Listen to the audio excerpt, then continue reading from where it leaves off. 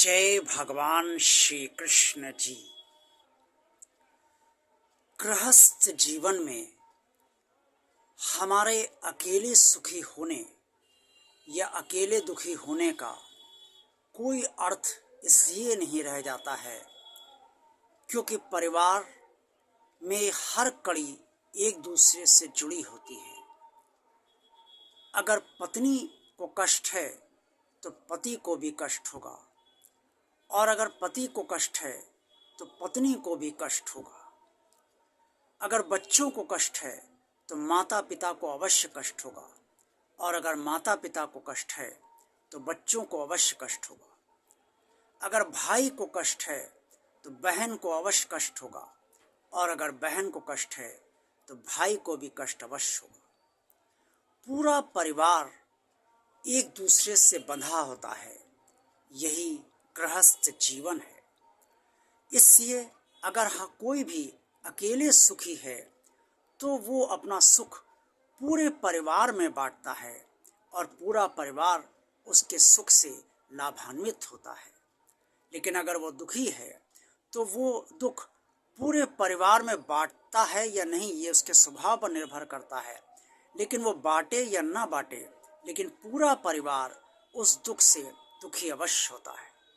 अगर परिवार में किसी भी एक सदस्य के ऊपर संकट आता है तो पूरा परिवार उस संकट से घिर जाता है, और अगर किसी के समक्ष या कईयों के समक्ष समस्याएं होती हैं तो पूरा परिवार समस्याग्रस्त हो जाता है। ये इसलिए होता है क्योंकि परिवार एक होता है और माता पिता अपनी सभी संतानों की सभी सुख दुखों को, सभी समस्याओं को अपना ही सुख दुख और अपनी ही समस्या मानते हैं। सुख में जीवन बहुत अच्छा चलता है और ऐसा लगता है कि हम सब खुली हवा में सांस ले रहे हैं और अपनी मन मर्जी से खुशी खुशी जी रहे हैं।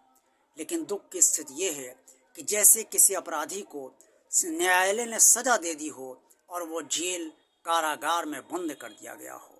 उस कारागार में कष्ट ही कष्ट होते हैं और उसमें कुछ भी अपनी मनमर्जी से कैदी नहीं कर सकता है। जो भी कारागार के नियम होते हैं उनका पालन उसे करना ही पड़ता है, चाहे वो पालन करना चाहे और चाहे वो ना करना चाहे। इसी तरह से दुख या कष्ट हम चाहे भोगना चाहें या ना भोगना चाहें, लेकिन वो आते ही हैं क्योंकि हमारे कर्मों का जो बुरा फल होता है, उस जो बुरे कर्मों का बुरा फल होता है वो हमें भोगना ही होता है, और वो भोग हम एक तरीके से यहाँ के कारागार या जेल में बंद होकर ही भोगते रहते हैं। भगवान का नियम सभी के लिए एक समान है। उसने किसी के साथ अन्याय नहीं किया है। जैसा कर्म वैसा फल, और वो फल पूरे परिवार को एक साथ भी मिलता है और कभी कभी परिवार के कुछ सदस्यों या एक सदस्य को भी मिलता है। लेकिन जिसको भी बुरा फल मिलता है, भोगता उसे पूरा परिवार है, सहन उसे पूरा परिवार करता है, और पूरा परिवार उससे प्रभावित अवश्य होता है, कष्ट में अवश्य पड़ता है। ऐसी स्थिति में गृहस्थ जीवन में भगवान से आप सभी को ये प्रार्थना करनी चाहिए कि हे प्रभु, जब भी दुख हमें मिले, जब भी कष्ट हमें मिले, जब भी समस्याओं का सामना हमारा हो, तो आप हमारा साथ नहीं छोड़िएगा भगवान, आप हमसे जुड़े रहिएगा भगवान। मैं आपको उस समय हो सकता है गहराई से याद कर पाऊँ ना याद कर पाऊँ, लेकिन आप हम मेरे पूरे परिवार पर और मुझ पर कृपा अवश्य बनाए रखिएगा। और जितने भी दुख या कष्ट हमें मिले उन सब को सहन करने की इतनी सामर्थ्य दीजिएगा कि पूरा परिवार उससे उस दुख और कष्ट का सामना कर सके, और वो दुख और कष्ट अंततोगत्वा आपकी कृपा से समाप्त हो जाए।